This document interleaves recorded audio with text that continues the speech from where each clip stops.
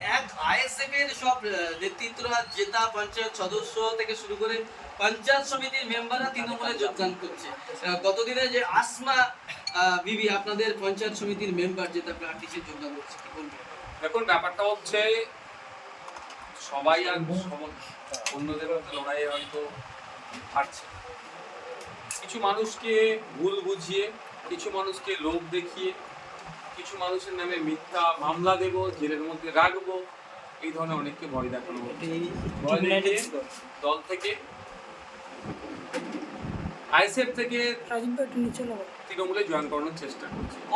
আমাদের অনেক নেতৃত্বদেরকে ইতিমধ্যে ভয় দেখিয়ে রেখেছে, অনেকে ভয় পেয়ে গিয়েছে, আর হেভি অংশ ভয় পায়নি, এখন লড়াই ময়দানে টিকে আছে।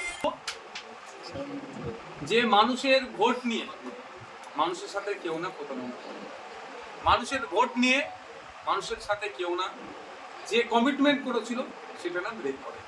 হ্যাঁ, যদি মনে হয় কাজ করার অসুবিধা হচ্ছে, উন্নয়নের জোয়ারে সামিল হতে হবে, অনেকে অনেক কথা বলছেন, তাদের উদ্দেশ্যে আমার একটাই বার্তা, সেটা হচ্ছে মানুষ কিন্তু খাম সিম্বলটাকে দেখে ভোট দিয়েছে।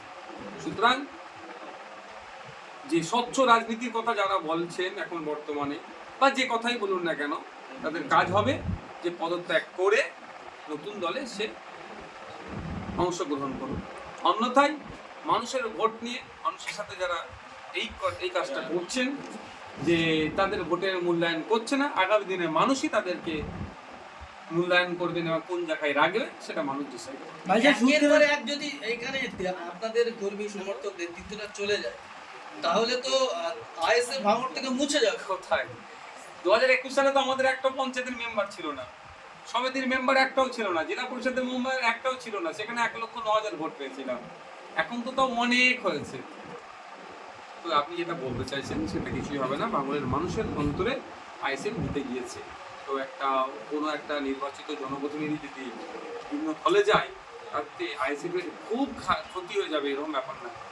এরপরে আরো অনেকের নাম শোনা যাচ্ছে যে আপনাদের যে একমাত্র জেলা পরিষদ সদস্য যেটা রাইনুল হক, সেও নাকি তৃণমূলে যোগদান করবে বলে সূত্র মারফত খবর পাচ্ছে। দেখুন, ব্যাপারটা হচ্ছে আজকেই তো রাইনুল এসেছিল, কথা হচ্ছিল, এরকম কোনো তার কাছ থেকে আওয়াজ পাইনি। তবে একটা কথা দেখুন, আমি আবারও বলছি, অনেক মিথ্যা ভয় দেখাচ্ছে, চমকাচ্ছে, ধমকাচ্ছে। ওই চমকে ধমকে কিছু মানুষকে ভয় নিতে পারবে, সামগ্রিকভাবে আইএসএফ কে রুখে রাখতে পারবে। নেতারা যদি ভয় পায় তাহলে কর্মীরাও তো ভয় পেয়ে যাবে। কর্মীরা বেশি শক্তিশালী মনে হচ্ছে। তো দেখতে পাচ্ছেন না, ওই যে কর্মীরা ঠিকঠাক আছে।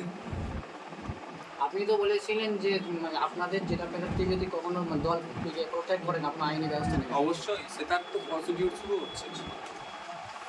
ভাইজান, গোপন সূত্রের খবর, আসমা খাতুন তৃণমূলে যোগ দিয়েছেন নাকি তৃণমূল নেতাদের সঙ্গে কিছু টাকার সমঝোতা করবে, কি বলবেন কথা? দেখুন, ওটা আমার কাছে খবর নেই। আমি কারো ওই উড়ো কথা আমি বলতে পারবো না। যদি ওইটা জানতাম আমি এখনই বলে দিতাম যে কিনো কিছু বিনিময় গিয়েছে। আপনাদের কাছে যদি এক্সাক্ট কিনো এই ধরনের খবর থেকে থাকে দেবেন, বরঞ্চ আইনি লড়াই আমাদের সুবিধা হবে। আজকে আরাবুল ইসলাম বাড়ি জেল থেকে বেরিয়েছে দীর্ঘ 5 মাস পর, কি বলবেন? দেখুন, পঞ্চায়েত হিংসায় মামলাতে, তারপরে একাধিক মামলা হয়েছে, তারপরে তার দলের অন্যান্য নেতারা তার বিরুদ্ধে কি ষড়যন্ত্র করেছে নতুন করে বলতে রাখছে না। তিনি বাড়ি এসেছেন, জামিন পেয়েছেন, আইনের মাধ্যমে তিনি জামিন নিয়েছেন। তবে আমরা পঞ্চায়েত মামলাতে যেটা করেছি, আমাদের কর্মী খুন হয়েছে, একাধিক কর্মী খুন হয়েছে, একাধিক কর্মী ক্ষতিগ্রস্ত হয়েছে। আমরা যে আরাবুল ইসলাম সাহেব যাতে কনভিক্ট হয়, যাতে তার বিচার হয়, তার জন্য আমরা লড়াই করে যাবো।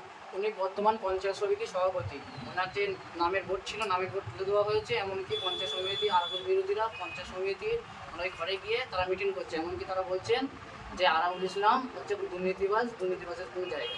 সেটা তার দলীয় ব্যাপার বলতে, কে আর কারা মানে তাদের দলের মধ্যে তারা কাকে পঞ্চায়েত সমিতি সভাপতি করবেন, কাকে মানবেন না, তাদের রাজনৈতিক দলের দলীয় ব্যাপার।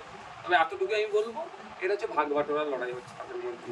কে কত পার্সেন্টেজ, 25% কারা কন্ট্রোল করবে, এর লড়াই চলছে। মানুষকে উন্নয়ন করব, মানুষকে পরিষেবা দেবো, মানুষের পাশে থাকবো, এই লড়াই তাদের মধ্যে, এই কম্পিটিশন না।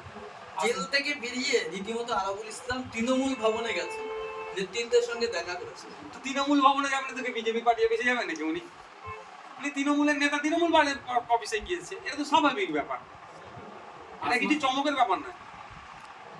আসমা বিবি বলছেন যে নওশাদ সিদ্দিকী মানুষের পাশে থাকছে না, তিনি অনেকবার আপনাকে ফোন করেছেন, পাননি এবং আইএসএফ থেকে কোনো সাপোর্ট পায়নি। তার 4 জন কর্মী আর কি আহত হয়েছে, মানে হসপিটালে ভর্তি ছিল, কোনো আইএসএফ কর্মী বা নেতৃত্বরা দেখতে যায়নি। কি বলবেন?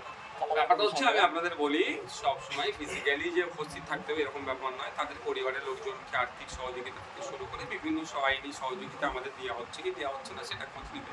এবং ভাঙড়ে তো আমাদের অনেক নেতৃত্বরা আছেন, অনেকে জেল খেটেছেন, তাদেরকে জামিনের ক্ষেত্রে আইএসএফ এর কি ভূমিকা আছে না ভূমিকা আছে জিজ্ঞাসা করুন। আর ফোনের কথা যেটা বলছেন আমি এটা একদম ফেলে দেওয়ার কথা বলবো না, কারণ ফোন আমি আজকাল বেশি ইউজ করছি না, আমাদের অফিসেই থাকে, সুতরাং সেখানেও একটা লিমিটেশন টাইম পিরিয়ড থাকছে। তারপরেও বলবো যা যেরকম সুবিধা হয় আমাকেও না ফোনে পেলে আমাদের যারা অ্যাসোসিয়েট আছে তাদের সাথে যোগাযোগ করলেও সেই সমস্যাগুলো আমরা সমাধান করার চেষ্টা করি।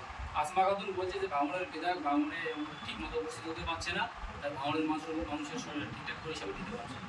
দেখুন ব্যাপারটা হচ্ছে নতুন তো তৃণমূলের নাম লিখিয়েছে, এই ধরনের না কথা বললে তৃণমূলের কোনো পুজো করে তার ভালো না, সেই জন্য বলছে দুটো বলতে দিন তৃণমূলের জায়গাটা কোথায় করবে তো তিনি করে নেবেন যেরকম নেবে।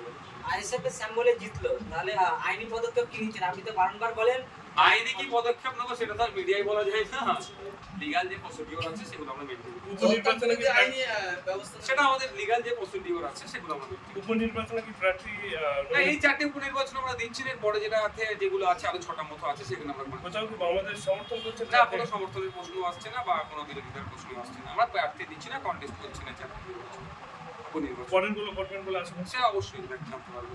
আসমা খাতুন রীতিমতো অভিযোগ করেছেন যে আইসিএফের কর্মীদের কোনো সমস্যা হলে আমাদেরকে বলতো, কিন্তু আমরা সেই সমস্যাটা ওপর মহলে তুলে ধরতে পারতাম না, ওপর মহলের সাথে আমাদের কোনো যোগাযোগ থাকতো না, যোগাযোগ দিচ্ছি না। বাকি অঞ্চল নেতৃত্বদের কাছ থেকে এটা জিজ্ঞাসা করে নি, ওরা উত্তর দেবে বলে ছোট করে বিষয়।